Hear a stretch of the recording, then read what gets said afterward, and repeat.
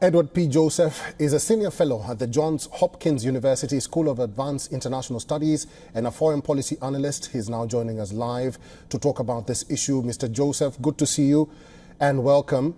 Migration featured greatly in the just concluded G7 summit. I will ask you this. Is illegal migration a global problem? Do you agree with the UK Prime Minister Rishi Sunak when he says this? Well, Eric, first, it's very good to be with you and your viewers from here in Odessa, Ukraine, which indirectly plays a role here in creating the conditions, ideally, for people to be able to remain in their homes by removing food insecurity. Of course, food insecurity created by Vladimir Putin's aggression on Ukraine and attempt to block here food exports, these massive food exports that the world needs. And absolutely, the answer to your question is yes. The question of insecurity-related migration threatens a good part of the globe, not everywhere on the globe, but of course a good part of the globe. And that's why it is a top priority, of course, for the G7, which has come up with this new G7 coalition on migration and these new initiatives, which, in their words, focus on the root causes. That is, rather than just trying to stop the smugglers and stop the attempts to make it, for example, to Europe here, rather than do that, is to address and try to improve conditions, particularly, for example, in Africa, so that people can live lives, secure, prosperous lives at home, and don't need to take the massive risk to try to get to Europe and a new life. Please. Mr. Joseph, who or which countries are stoking this problem, making it worse than it already is, having in mind that it happens in every continent around the world?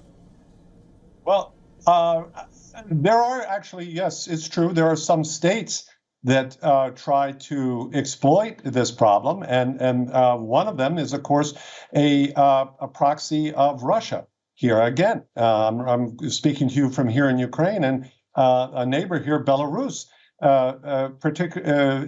occasionally releases illegal immigrants at the borders to try to create problems. So some states are involved. More widely, it's smugglers who take advantage of the plight of these people who are simply trying to find a better life. Their difficulties are enormous, particularly in countries affected by climate change. And that's also something that the G7 has focused on. And so the attempt here is to try to coordinate policies across these major countries, as you said, and again, to address questions like the asylum question, like the problem that you're alluding to here of smugglers taking advantage, and also, of course, to try to tackle the issue of root causes, that is, to create conditions for prosperity and to address issues like climate change back in home countries. And I should point out here that the G7 had visits from presidents of major countries that are either routes for illegal migration or source. So you had, for example, the presidents of Algeria, Tunisia, and Kenya attending the G7 and meeting with the officials and sharing their own perspectives and the perspectives of their countries. Please. Mr. Joseph, finally, since we're talking about solutions, how can migration be stemmed once and for all? What's that one thing that countries around the world which have been affected by migration can do to stop this issue?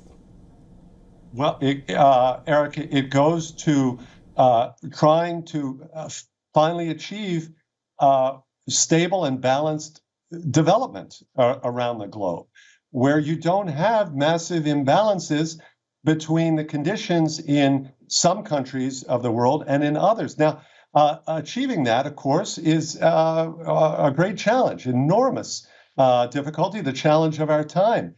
And we know, of course, what some of the solutions are. And a lot of it has to do, of course, with basic conditions of rule of law, of institutions.